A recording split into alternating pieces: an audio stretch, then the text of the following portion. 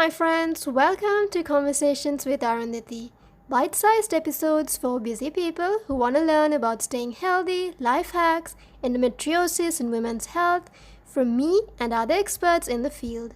I also will be sharing fun snippets from my life as I learn and unlearn about life in general. Let's dive into today's episode.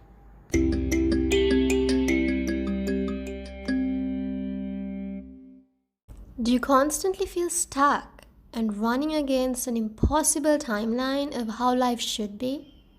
Need to be graduated by this age, need to be married by this age, financial house in order by this age, and not do certain things after a certain age, and I'm sure you know so much more. So today, I invite you to work together in changing our perspective and find a sense of clarity and possibly some peace of mind. So let's dive in.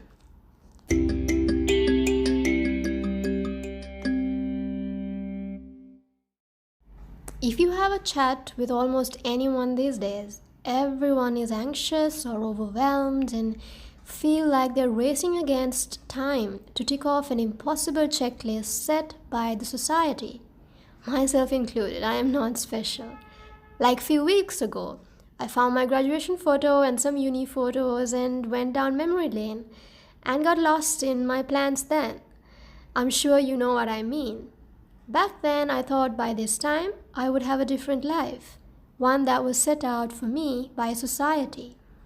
And as expected, I started to feel a sense of disappointment taking over me.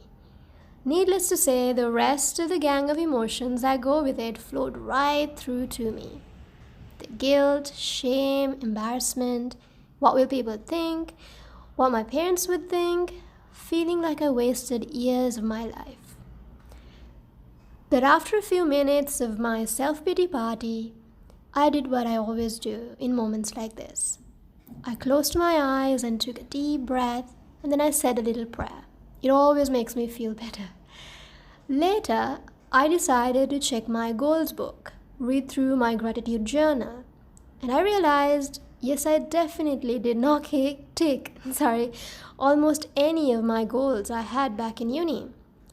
But I had an even better life. I had achieved a lot of things, probably not monetarily or material-wise. But I had lived a valuable and impactful life.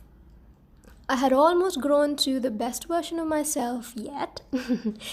I was diagnosed with a chronic illness with no cure, yet I found a way to overcome it. I have helped a lot of people through my yoga and endo-awareness. I have an amazing relationship with Yashok. My spirituality has grown. I wrote a book like I did not even think that was possible, and I'm on my second book now. Yes, I have a lot of things to do, so much more. But I am not going to disregard these just because of some set checklist made up by society who has no idea the resources I have and what I went through.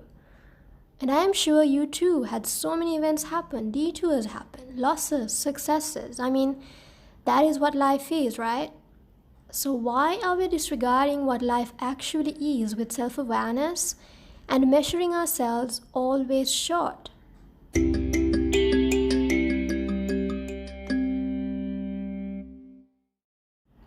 So where did this bizarre timeline and guidelines come from?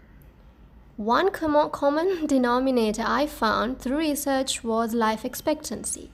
Of course, not the only one, but hear me out. So centuries ago, the life expectancy was pretty low. Back in the 1900s, people lived up to only 50. 1800s, not even past 40, which is pretty scary. They probably did not have a proper health system and barely any advancement in technology. People literally die just walking out their door, like from pretty bizarre things.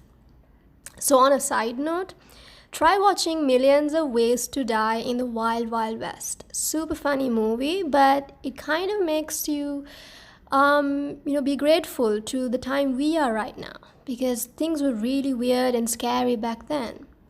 Anyway, back on topic. Naturally, they had to get married early, buy a house early, and finish everything fast because they were actually racing against a pretty strict timeline. But as time passed, life expectancy rose. Currently, as of this recording, the average life expectancy is 76.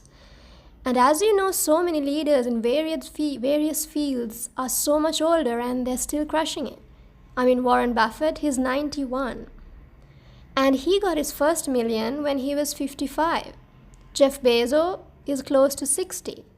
And the KFC founder founded KFC when he was 65. So we have time, guys. We have time to try new things, take risks, change our plans to grow.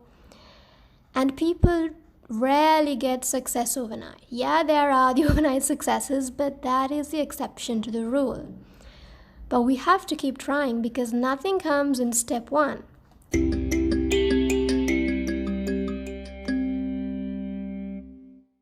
This brings me to my second point. Now that we can stop using century-old guidelines, we also should stop comparing ourselves to others in our life. Everyone has a different set of resources and face different set of experiences. And the success you see in someone could be after their step 200, not step 1. So we should stop comparing our step 1 with another's step 200.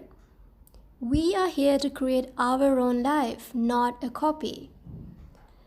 My final thoughts for you is work on self-awareness. Constantly observe your life objectively. Reevaluate and create actions accordingly. Life happens to every single one of us. We may lose someone, we may start a business, lose a business, have a success, meet someone, have kids, or want to leave someone, or the pandemic can hit, health issues can arise, economic crisis can arrive, whatever it may be. If we have clarity of our own life, things can get a little easier to navigate.